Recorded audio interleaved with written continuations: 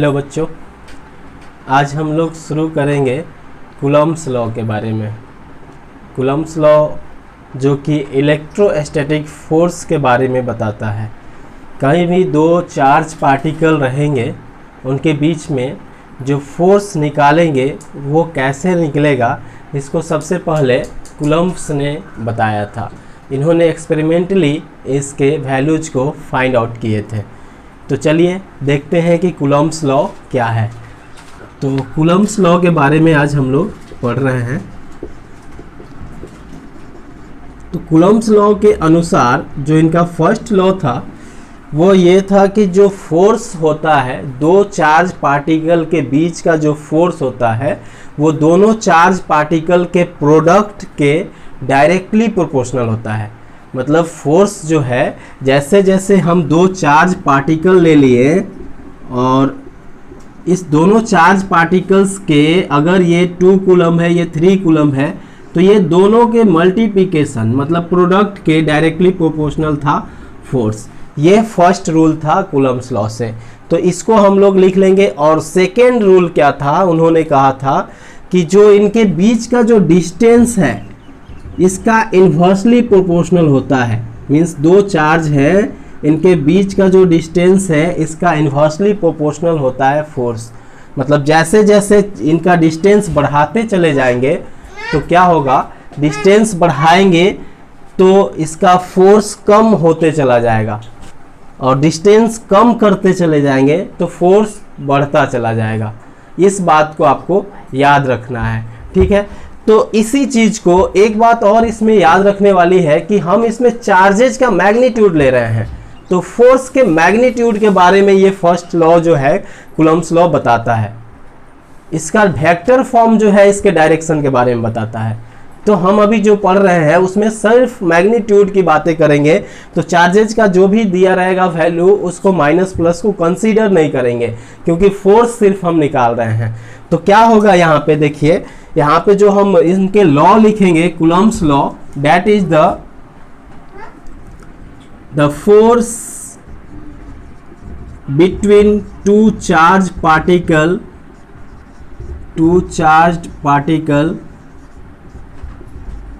particle is directly proportional to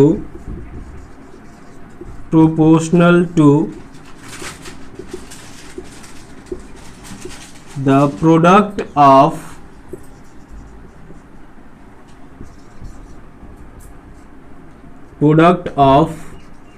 charge particles। ये force याद रखना है कि पार्टिकल्स पे लगता है, चार्ज पार्टिकल्स पे ही ये फोर्स लगता है। जैसे दो चार्ज पार्टिकल है Q1 एंड Q2, इस पे जो दोनों के बीच में जो फोर्स लगेगा और ये जो फोर्स होगा वो डायरेक्टली प्रोपोर्शनल होगा किसके, फोर्स के। इनका प्रोडक्ट जो होगा Q1 Q2। और इसी के साथ इसको बात कर लेंगे मैग्नीट्यूड का, तो दोनों के चार्जेज के मैग्नीट्यूड को लेंगे। तो यहाँ पे मैग्नीट्यूड भी रख सकते हैं कि the force between two charge particle is directly proportional to the product of magnitude of charge particle. यहाँ पे रख सकते हैं ऑफ मैग्नीट्यूड, जो भी चार्ज पार्टिकल है इसके मैग्नीट्यूड के प्रोडक्ट के बराबर है, ऐसा हम रख सकते हैं।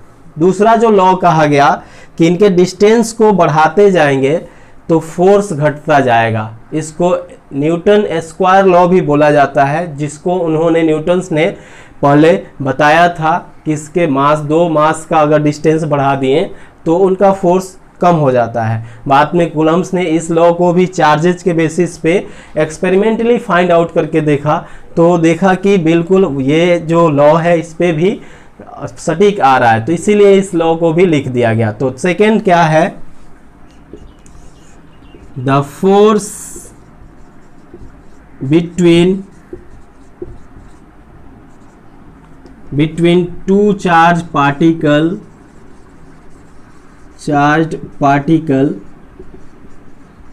is inversely proportional to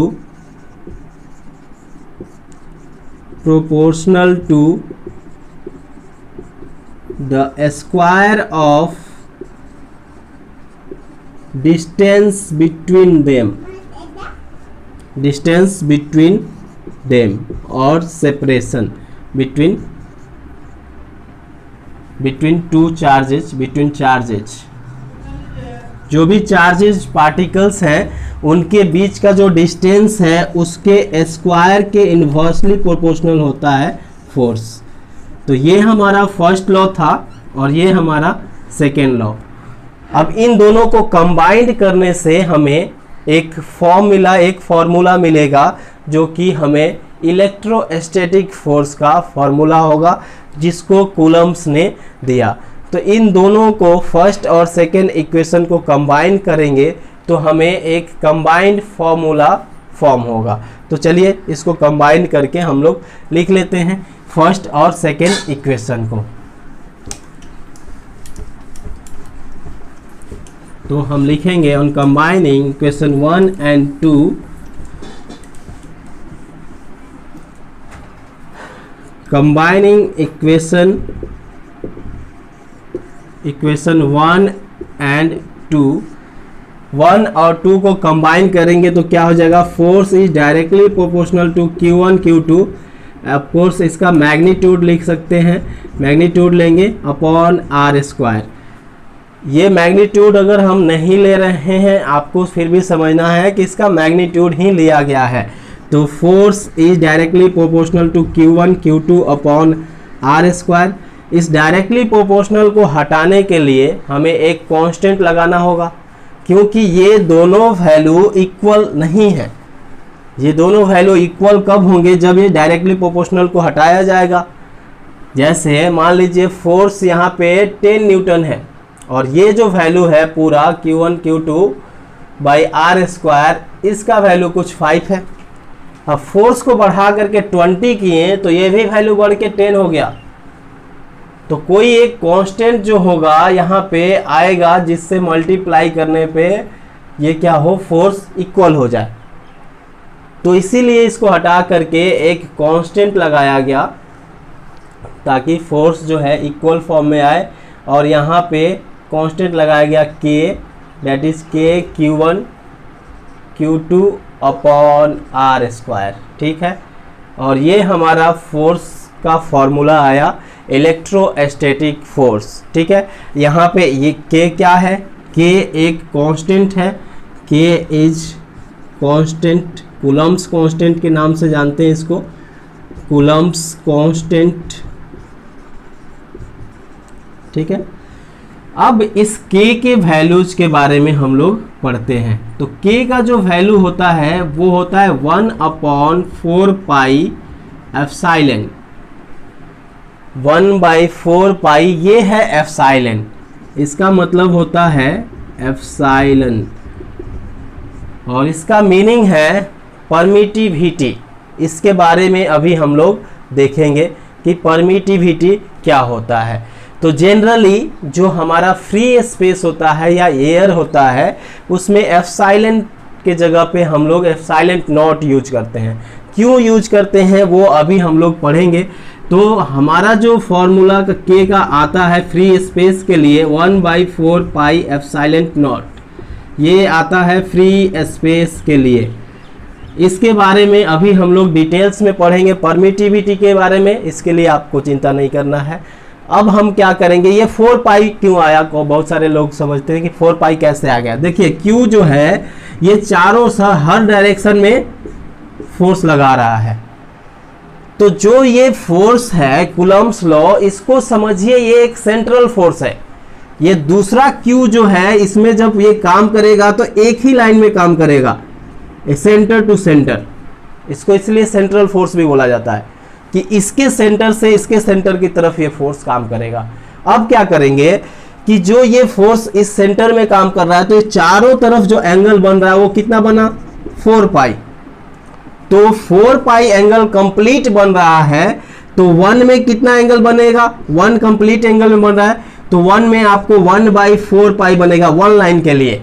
जैसे एक लाइन के लिए, चारों तरफ के लाइन के लिए पूरा कंप्लीट 1 कंप्लीट राउंड बन रहा है आपको 4 पाई एंगल, तो एक लाइन के लिए 1/4 पाई, इसीलिए हम लोग यहाँ पे 1/4 पाई लेते हैं, क्योंकि एक लाइन से ये फोर्स है, लाइन ज्वाइन करेंगे सेंटर टू सेंटर तो ये फोर्स आएगा। यहाँ तक क्लियर है। अब चलते हैं आगे। आगे जो हमारा है एप्सिलॉन नॉट का वैल्यू जो फ्री स्पेस के लिए है, तो epsilon not for free space, इसके लिए इसका वैल्यू हम लोग लिख लेते हैं 8.85 इंटू 10⁻⁻12 कूलम्ब स्क्वायर पर न्यूटन मीटर स्क्वायर। ये यूनिट कहाँ से आया? ये यूनिट कूलम्ब स्क्वायर न्यूटन पर न्यूटन मीटर स्क्वायर कहाँ से आया? तो देखिए यहाँ से अगर हम इस पूरे वैल्यू को फोर्स के जगह पे पुट करें तो फोर्स क्या हो जाएगा? F = 1/4 pi epsilon naught Q1 Q2 upon R square, और ये कूलम्ब्स फोर्स है for free space. Epsilon not है तो फ्री स्पेस, यहाँ से R स्क्वायर को इधर ले जाइए, R स्क्वायर को, तो न्यूटन मीटर स्क्वायर हो जाएगा, और यहाँ से कूलम्ब स्क्वायर नीचे जाएगा, और ये पूरे टर्म को उल्टा कर दीजिए तो कूलम्ब स्क्वायर क्या हो गया? ऊपर। नहीं समझ में आया? इसको हम यहाँ लेके गए कूलम्ब स्क्वायर को, ये एप्सिलॉन को यहाँ लेके जाएंगे तो फोर्स यहाँ नीचे आ जाएगा, तो ये कूलम्ब इंटू कूलम्ब स्क्वायर पर, और यहाँ फोर्स आ गया तो न्यूटन, और ये मीटर स्क्वायर। तो ये इस तरह से इसका SI यूनिट जो है बना कूलम्ब पर स्क्वायर न्यूटन मीटर स्क्वायर। अब अगर इस वैल्यू को हम इसमें पुट करते हैं तो पूरा हमारा जो K का वैल्यू है 1/4 पाई एप्सिलॉन नॉट, ये आता है 9 इंटू 10⁹, और इसका उल्टा हो जाता है। ऐसा कैसे हुआ? तो हम पूरा जो वैल्यू निकाल रहे हैं यहाँ पे K के बारे में, K का यूनिट SI यूनिट क्या होगा? तो R इधर चला जाएगा, देखिए R इधर जाएगा तो न्यूटन मीटर स्क्वायर, और ये कूलम्ब स्क्वायर नीचे आएगा, तो क्या हो जाएगा? न्यूटन मीटर स्क्वायर पर कूलम्ब स्क्वायर। तो ये कुछ जानकारी था। अब हम एप्सिलॉन के बारे में पढ़ेंगे पूरे डिटेल्स में कि एप्सिलॉन क्या होता है, कैसे इसका वैल्यू चेंज होता है। तो चलिए स्टार्ट करते हैं। एप्सिलॉन मतलब क्या है कि आपको परमिटिविटी का मतलब होता है कि दो मीडियम के बीच में, दो जो मीडियम है बीच में दो चार्जेज के, वो दोनों चार्जेज के फोर्स को कम कर सकता है। जैसे फ्री स्पेस में फोर्स जो था वो कुछ और था। फ्री स्पेस का मतलब हुआ बीच में कोई भी मीडियम नहीं है।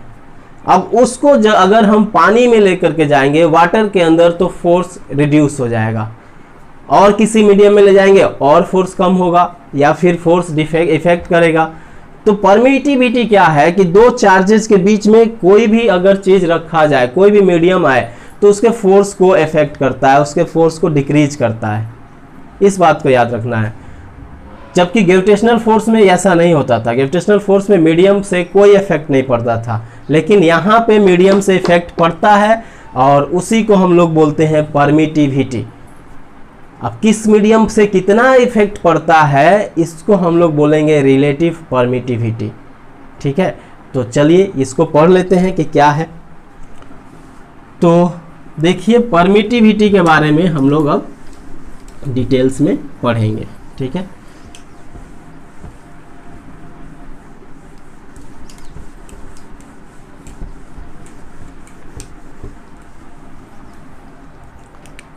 तो परमिटिविटी क्या होता है इसको लिख लेते हैं। परमिटिविटी एप्सिलॉन इसको बोलते हैं, अभी लिखे थे epsilon.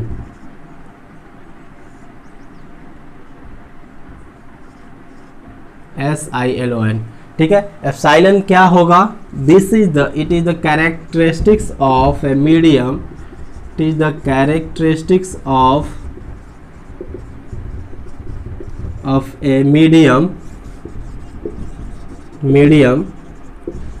by which it affect or decrease the force between two charged particle,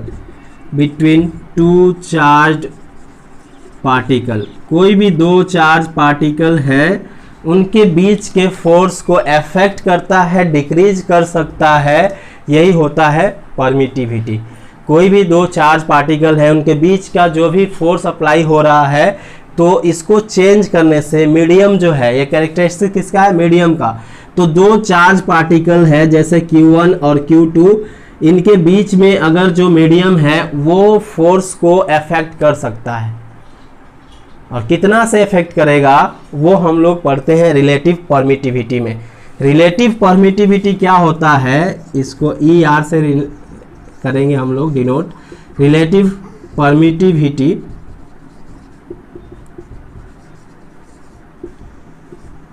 तो रिलेटिव परमिटिविटी क्या होता है कि जैसे कहीं फोर्स किसी मीडियम में, force applied in a medium और force applied in free space, इन दोनों का रेशियो होता है इन फ्री स्पेस। अगर इसके वैल्यूज रखें तो यहाँ से क्या होगा, फोर्स किसी मीडियम में अप्लाइड होगा, वो क्या होगा देख लीजिए, 1/4 पाई एप्सिलेंट इन मीडियम, उस मीडियम का एप्सिलेंट, और इनटू ये उल्टा लिखा गया, force applied in free space, और नीचे होगा मीडियम, ठीक है। इन फ्री स्पेस ऊपर होगा, ये ध्यान रखिए, क्योंकि फ्री स्पेस, क्योंकि यही जो फोर्स है वो सबसे मैक्सिमम फोर्स है फ्री स्पेस में। अभी हम लोग उसको देखेंगे। अप्लाइड इन मीडियम, इसीलिए मीडियम का फोर्स नीचे रहेगा, तो यहाँ होगा epsilon naught into Q1 Q2 by R square, और दूसरा जो मीडियम में है वो हो जाएगा 1/4 pi epsilon in medium Q1 Q2 upon are square. दो चार्जेज हैं जिनका डिस्टेंस सेम है, डिस्टेंस को सेम रखे, एक बार इनको एयर में रख के देखे, यानी कि फ्री स्पेस में, एयर और फ्री स्पेस का एक ही रिलेटिव परमिटिविटी होता है, थोड़ा सा एयर जो है का ज़्यादा होता है, थोड़ा सा 1.0006 होता है, उसको हम लोग पढ़ेंगे अभी। तो देखिए ये क्या है, ये फ्री स्पेस में है, मान लीजिए ये फ्री स्पेस में, और इन्हीं को लेकर के अगर किसी मीडियम में गए तो ये आया, अगर इसमें से कैंसिल करेंगे तो ये कैंसिल हो जाएगा, ये 1/4 पाई कैंसिल हो जाएगा, एप्सिलेंट m ये चला जाएगा ऊपर और ये आ जाएगा नीचे। तो रिलेटिव परमिटिविटी यहाँ से क्या आ जाएगा, एप्सिलेंट इन मीडियम अपॉन एप्सिलेंट नॉट। अब आपसे पूछा जाए कि एयर का रिलेटिव परमिटिविटी बताइए, एयर का रिलेटिव परमिटिविटी या फ्री स्पेस का रिलेटिव परमिटिविटी। तो फ्री स्पेस के लिए देखिए रिलेटिव परमिटिविटी क्या होता है, फ्री स्पेस के लिए ER, फ्री स्पेस के लिए यहाँ पे E0 ही रख देंगे अपॉन E0, ये कट जाएगा, कितना आ गया 1। फ्री स्पेस के लिए रिलेटिव परमिटिविटी होता है 1, और फ्री स्पेस का मतलब दो चार्ज के बीच में कुछ नहीं है। अगर दो चार्ज के बीच में कुछ नहीं है और उस समय आपको इसका वैल्यू आ गया, ER का वैल्यू आ गया 1, तो इसका मतलब है कि ये फोर्स सबसे ज़्यादा है, मैक्सिमम है, क्योंकि फ्री स्पेस के अलावा कोई भी चीज़ रखेंगे तो उसका वैल्यू जो है 1 से ज़्यादा ही आएगा, 1 से कम ही आएगा, सॉरी। देखिए कैसे, यहाँ पे अगर कोई मीडियम रखते हैं तो उस मीडियम का यहाँ एप्सिलेंट नॉट से ज़्यादा होगा, तो क्या करेगा वो, फोर्स का वैल्यू कम ही करेगा। तो कोई भी वैल्यू रखेंगे अगर मीडियम तो फोर्स कम ही होगा। फ्री स्पेस में कोई फोर्स नहीं था, तो वहां पे आपको ER का वैल्यू मतलब रिलेटिव परमिटिविटी क्या आ रहा है, 1 फॉर फ्री स्पेस, ठीक है। इसके बाद हम लोग पढ़ते हैं कि अगर हमें किसी मीडियम का यहाँ पे जरूरत पड़े तो यहाँ से किसी मीडियम के लिए क्या होगा, ये इधर जाएगा तो मल्टीप्लाई हो जाएगा E0 इंटू ER। अब यहाँ पे देखिए ER, यहाँ पे ER जो है रिलेटिव परमिटिविटी है, और इसको आसानी से हम लोग बोल सकते हैं, कैसे बोल सकते हैं कि इसका इतना टाइम्स रिलेटिव परमिटिविटी जो है, इतना फोर्स को कम कर दिया, इतना परमिटिविटी है। तो ये जो परमिटिविटी बताता है, रिलेटिव परमिटिविटी में ही ज़्यादातर क्वेश्चन दिया रहता है। तो यहाँ पे वैल्यू पुट करेंगे और हमारा जो आ जाएगा फॉर्मूला, वो अब इससे क्या चेंज होके हो गया उसको हम लोग अब ऊपर लिखते हैं। तो चलिए इसको एक बार फिर से समझ लीजिए कि क्या था। परमिटिविटी क्या होता है, किसी भी मीडियम का वो कैरेक्टरिस्टिक्स है जिसके कारण वो फोर्स को डिक्रीज कर सकता है किसके रिस्पेक्ट में, तो फ्री स्पेस के रिस्पेक्ट में वो क्या कर सकता है, फोर्स को डिक्रीज कर दिया। कितना टाइम्स डिक्रीज किया ये बताता है रिलेटिव परमिटिविटी। तो ये क्या होगा, ratio of force applied in free space and ratio of force applied in medium. मतलब मान लीजिए कि फ्री स्पेस जो है उसमें जो फोर्स होगा चार्जेस का, वो दोनों का ताकत ज्यादा लग रहा है, और जैसे ही बीच में कोई भी चीज रखेंगे तो उनके फोर्स क्या होंगे, कम हो जाएंगे। और कम हो जाएंगे मतलब कोई भी मीडियम आया तो फोर्स कितना गुना कम हुआ, इसको हमको बताता है रिलेटिव परमिटिविटी। जैसे हम लोग देखते हैं कि हम डायरेक्टली सन के में बैठे हैं, धूप में है, तो धूप डायरेक्ट हमारे ऊपर आता है, बहुत तेज लगता है। अगर बीच में कोई भी एक चादर सा लगा दे या फिर किसी पेड़ के नीचे चले गए तो डायरेक्ट धूप नहीं आता है, मतलब डायरेक्ट वहां पे धूप हमारे नीचे हम तक नहीं पहुंच रहा है। मतलब वहां पे क्या हुआ, धूप की इंटेंसिटी हम तक कम पहुंच रहा है, कम हो गया। उस तरह बीच में दो मीडियम के बीच में अगर कोई भी सब्सटेंस आगे मीडियम आ गया दो चार्जेस के बीच में, तो फोर्स डिक्रीज हो जाता है। तो नया जो फोर्स बनेगा वो क्या बनेगा, फोर्स का जो फॉर्मूला उसको देखिए हम लोग क्या लिखेंगे इसको। तो जो फोर्स था electrostatic force 1/4 pi epsilon not लिखते थे इनटू एप्सिलॉन आर। क्यों, ये तो मीडियम की फोर्स कर रहे हैं ना, किसी मीडियम में फोर्स कितना होगा, फोर्स इन एनी मीडियम ये, और Q1 Q2 upon are square. अब ये मीडियम का हमने निकाला E0 इंटू ER, तो यहाँ पे फोर्स इन मीडियम हो जाएगा 1/4 pi epsilon not into relative permittivity और Q1 Q2 upon are square. ठीक है, अब देखिए एक बात यहां से समझिए कि ये जो यहां पे अगर ER का वैल्यू 1 पुट करेंगे तो ये क्या आ जाएगा 1/4 पाई एप्सिलॉन नॉट, जो शुरू में बताए थे फोर्स। तो ज्यादातर फ्री स्पेस के लिए यूज होता है, इसीलिए हम लोग फोर्स का फॉर्मूला डायरेक्ट ये याद रखते हैं 4 pi epsilon naught Q1 Q2 upon are square. लेकिन याद रखना है कि अगर मीडियम दे दे तो हमें ये फॉर्मूला आना चाहिए। ठीक है, और जो ये रिलेटिव परमिटिविटी है इसी को हम एक और नाम दे देते हैं डाइलेक्ट्रिक कांस्टेंट के नाम से आगे ये मिलेगा कि कोई मीडियम है उसका डाइलेक्ट्रिक कांस्टेंट 10 है, 20 है, 80 है, तो यहाँ पे जो भी वैल्यू है वो वैल्यू पुट करते चले जाएंगे। तो पुट करने से जो फोर्स का वैल्यू है वो चेंज होगा, तो इसलिए इस वैल्यू को हम एक अलग कांस्टेंट के नाम से के रख दिए, और इसको तो हम लोग जानते ही हैं। तो यहाँ से फोर्स किसी मीडियम में क्या बनेगा 1/4 पाई एप्सिलॉन नॉट के into Q1 Q2 upon are square. ये हमारा फोर्स बना। इसको कंपेयर करते हैं, किससे कंपेयर करते हैं, इस फोर्स से, इस फ्री स्पेस वाले फोर्स से कंपेयर कीजिए। सब कुछ है सिर्फ के नीचे है, अगर इसको कंपेयर करेंगे तो क्या लिख सकते हैं, ये फोर्स कितना है, force in free space, free space का इलेक्ट्रोस्टैटिक फोर्स है, और ये फोर्स है in medium, force in free space, इसको याद रखिए। तो क्या होगा यहाँ पे, तो ये सब वैल्यू जो है यहाँ पे सबके जगह पे हम ये F का वैल्यू रख सकते हैं।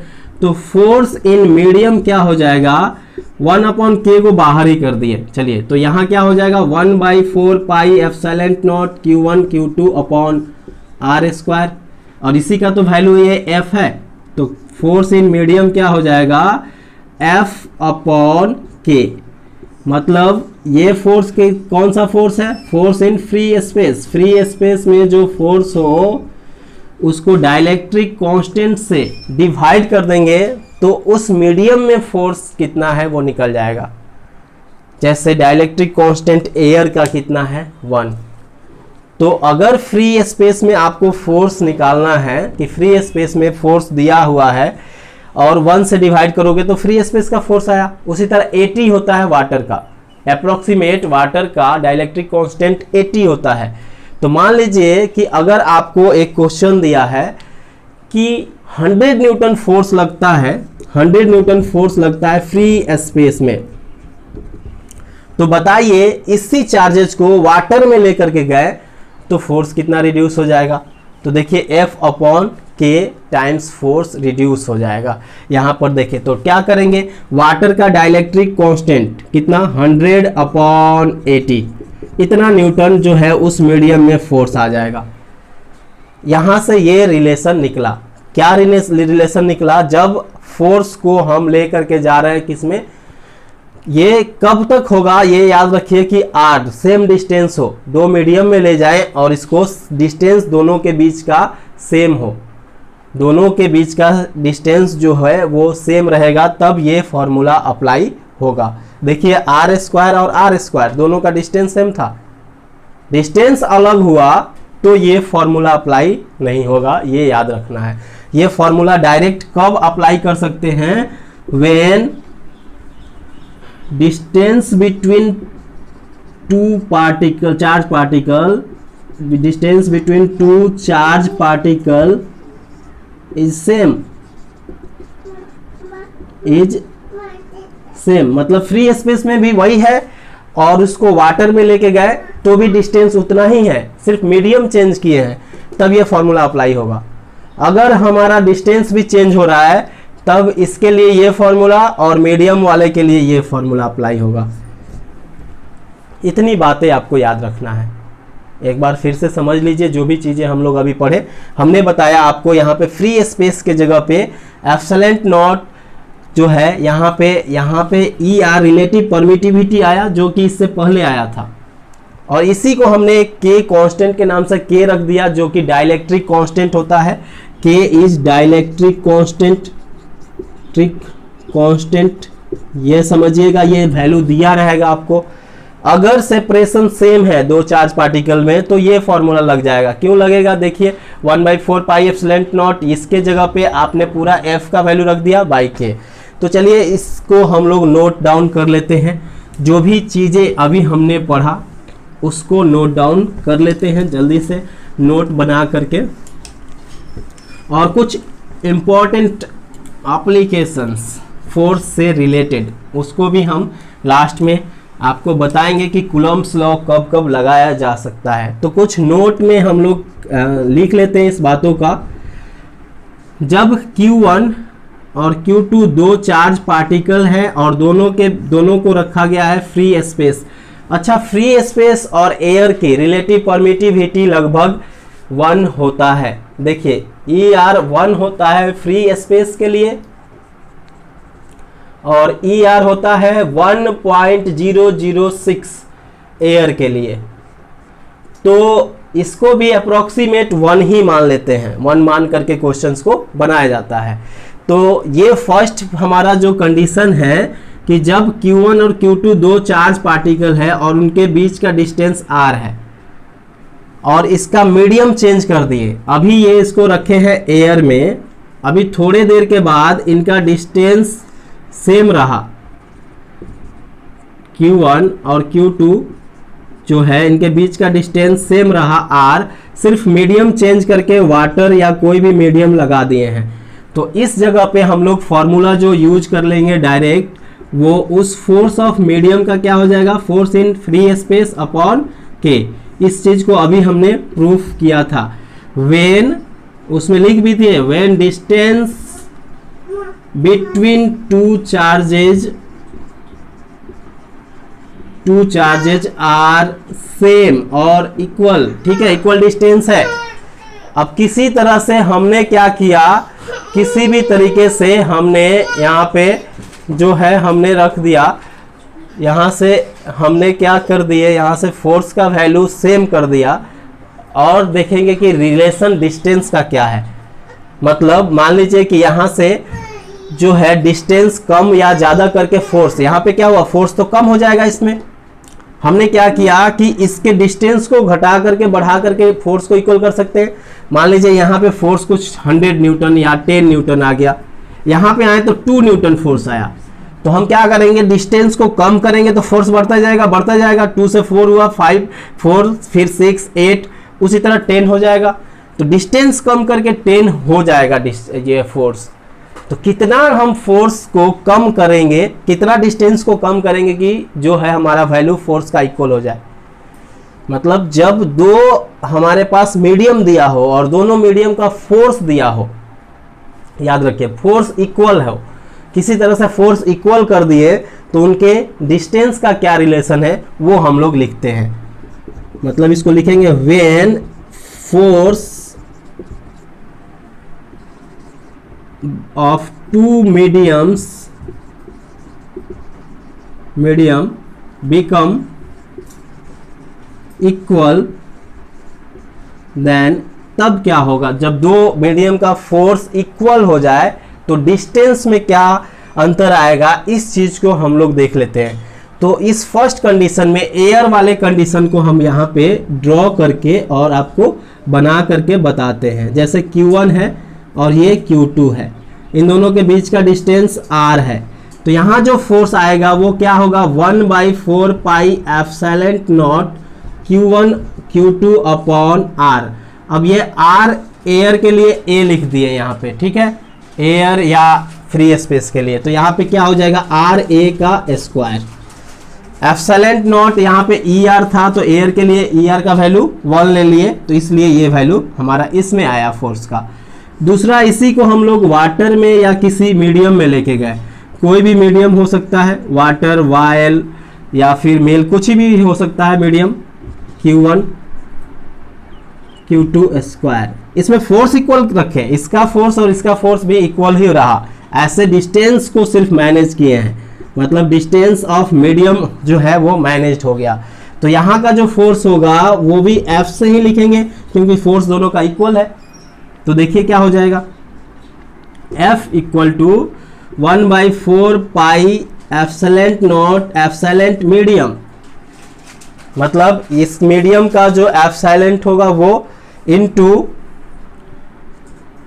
हम क्या करेंगे Q1 Q2 अपॉन RM का होल स्क्वायर, ठीक है, ये वैल्यू हम लोग लिख देंगे। एप्सिलॉन मीडियम के लिए अभी हम लोग रिलेटिव एप्सिलॉन जो लिख रहे थे, सॉरी, तो इसके लिए हम K वैल्यू यूज किए थे, आप लोगों को याद होगा पिछले यहीं पर।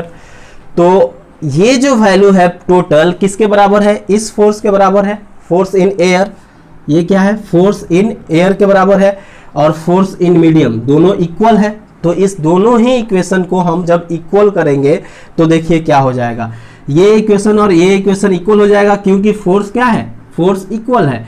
तो कर देते हैं इक्वल, 1/4 पाई यहाँ पे लिख देंगे FA इक्वल टू FM। अगर ये कंडीशन बन रहा है तो 1/4 pi epsilon naught equal to into Q1 Q2 upon R square equal to हो जाएगा 1/4 pi epsilon naught K Q1 Q2 upon R in medium का स्क्वायर, और ये R इन एयर का स्क्वायर था, ठीक है। अब देखिए 1/4 पाई एप्सिलॉन कैंसिल हो जाएगा, ये भी इधर से इधर कैंसिल हो जाएगा। अब यहाँ से इसको ऊपर लेके चलते हैं, यहाँ से इसको ऊपर लेके चलेंगे तो क्या हो जाएगा RA स्क्वायर ऊपर चला जाएगा और ये भी ऊपर जाएगा तो क्या हो जाएगा KRM का स्क्वायर।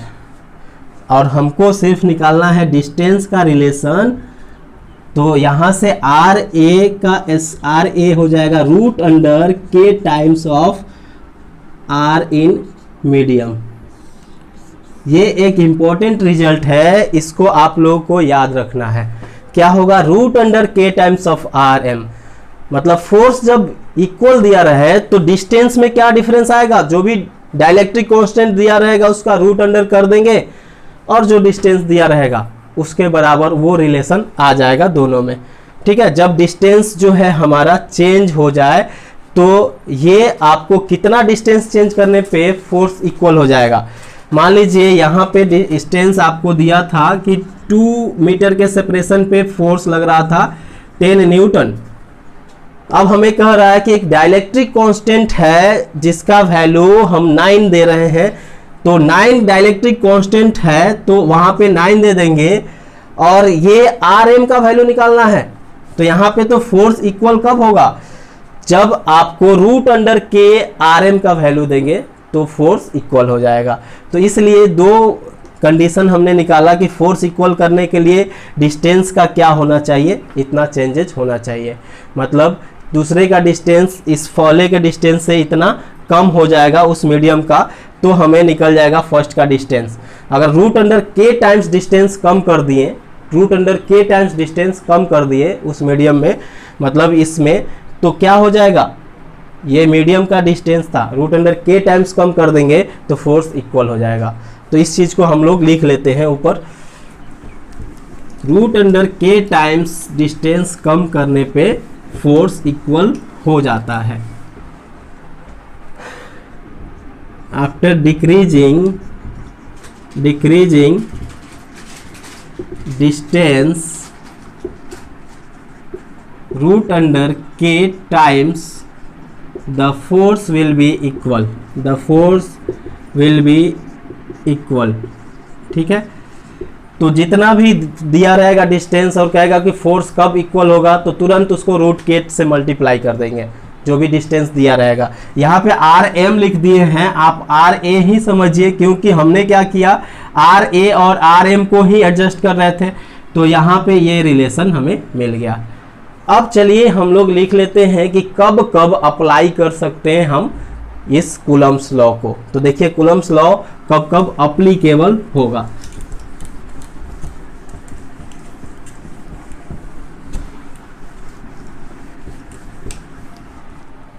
मतलब एप्लीकेशन नहीं लिखेंगे, व्हेन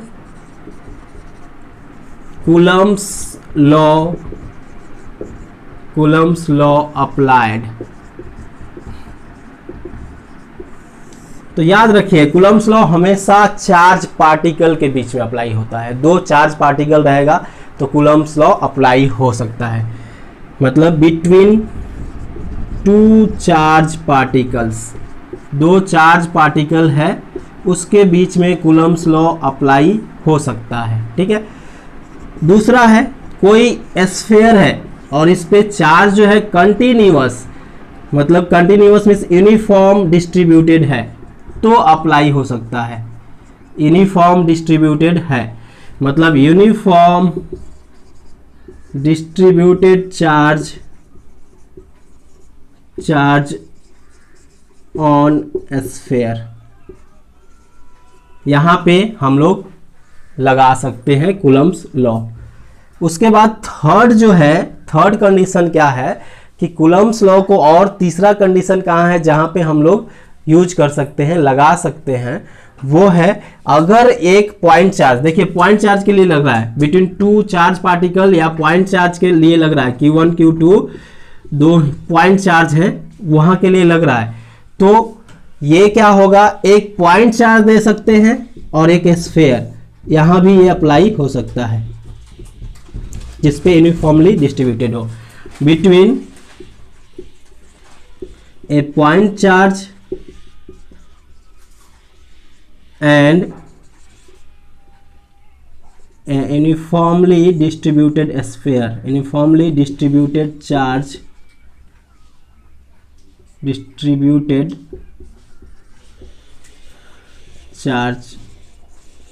on a sphere, इसके बीच में भी कूलम्स लॉ लगा सकते हैं। ये तीन लॉ है, तीन है जिसमें हम लोग लगा सकते हैं। इसके अलावा कोई भी आर्बिट्ररी शेप आ जाए, मतलब ऐसा शेप आ जाए, तो इसके लिए इंटीग्रेशन करके हम लोग उसको लगाते हैं, हम लोग आगे इसको पढ़ेंगे। लेकिन इस सब में डायरेक्टली हम कूलम्स लॉ को अप्लाई कर सकते हैं।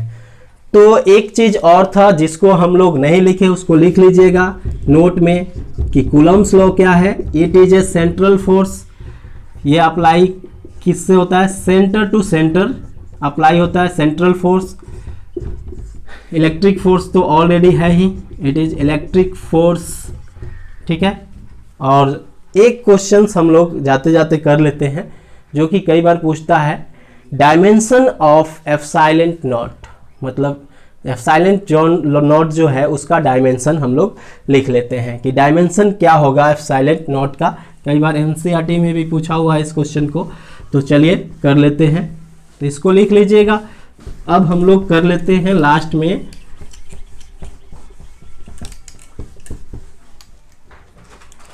Dimension dimensional formula of epsilon not कैसे निकलेगा? फोर्स क्या होता था 1/4 पाई एप्सिलॉन नॉट एयर के लिए, Q1 Q2 by R square. Air मतलब फ्री स्पेस, दोनों को इक्वल मान रहे हैं, अभी पढ़ा दिए।